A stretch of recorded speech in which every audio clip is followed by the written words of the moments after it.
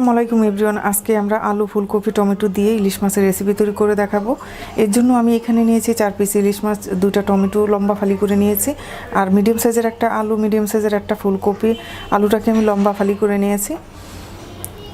মাছটাকে আমরা কষিয়ে রান্না করব। এখানে কোনো বাটা মশলা ইউজ করব না, আমরা কাঁচামরিচের পরিমাণটা একটু বেশি নেব। আর এখানে ফুলকপির আলুগুলোকে আমরা হালকা ভেজে নেব। কড়াইতে আমরা দিয়ে দিচ্ছি 2 টেবিল চামচ তেল, দিয়ে আমরা ফুলকপির আলুগুলো ভেজে নেব।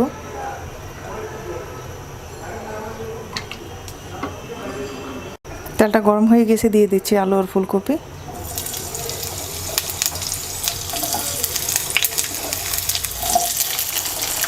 অল্প একটু হলুদ লবণ দিয়ে দিচ্ছি।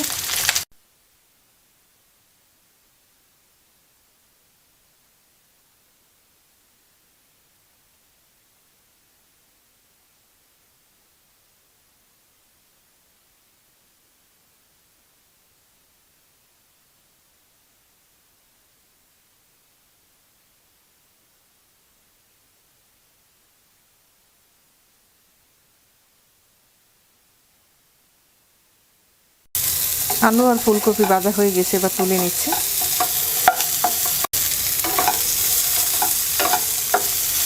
কড়াইতে 3 টেবিল চামচ তেল দিয়ে দিচ্ছি।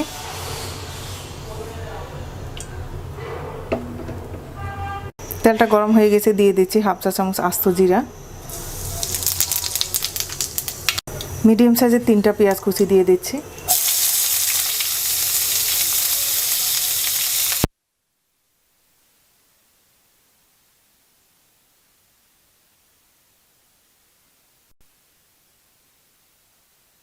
আটটা কাঁচামরিচ ফালি দিয়ে দিচ্ছি।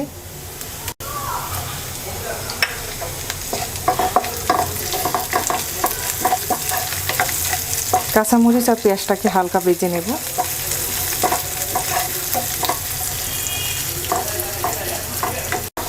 পেঁয়াজ আর কাঁচামরিচ ভাজা হয়ে গেছে, এবার অল্প একটু পানি দিয়ে দিচ্ছি।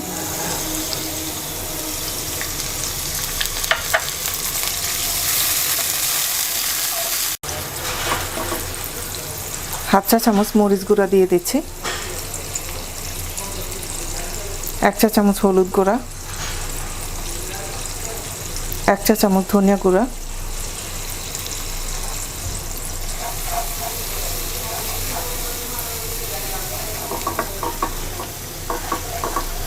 এবার মশলাটাকে কিছুক্ষণ কষিয়ে নেব।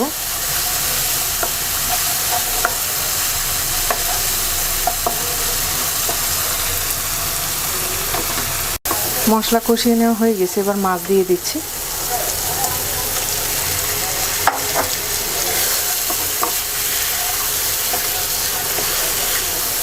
দিয়ে দিচ্ছি হাফ কাপ পানি, স্বাদ মতো লবণ।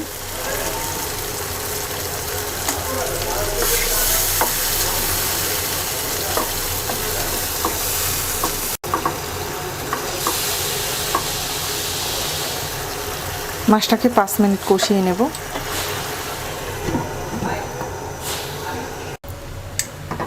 5 মিনিট হয়ে গেছে,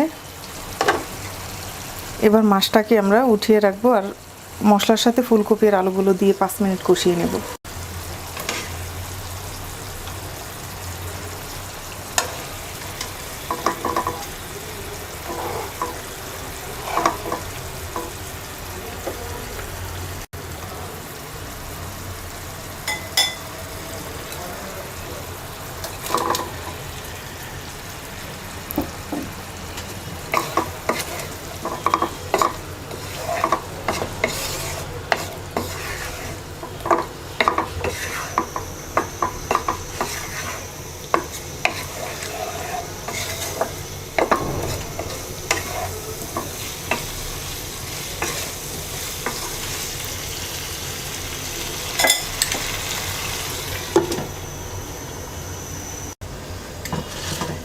পাঁচ মিনিট হয়ে গেছে, এবার দিয়ে দিচ্ছি 2 কাপ পানি।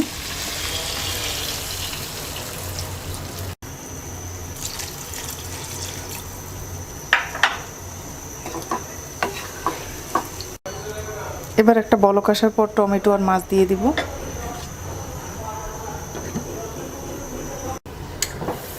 বলক চলে আসছে, এবার এর মধ্যে মাছ দিয়ে দিচ্ছি।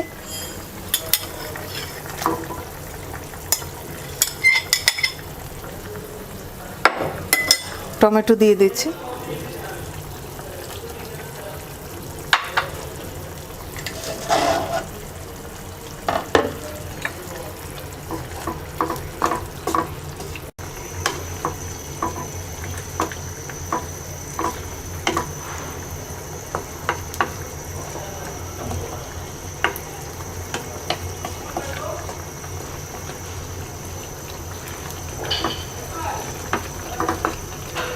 মিডিয়াম আছে আর 10 মিনিট রান্না করব।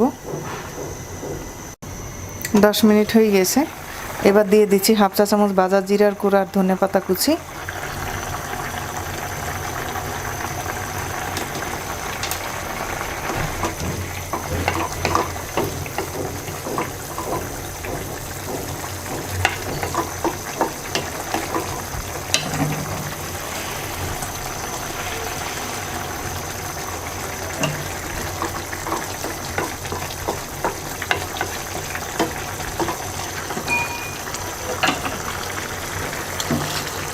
আর 1 মিনিট রান্না করে নামিয়ে নেব।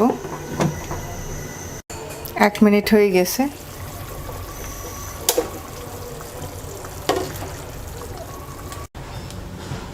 তৈরি হয়ে গেছে আলু ফুলকপি টমেটো দিয়ে ইলিশ মাছের রেসিপি। আশা করি আপনাদের ভালো লাগবে। আজকে এই পর্যন্তই। সবাই ভালো থাকবেন। আল্লাহ হাফেজ।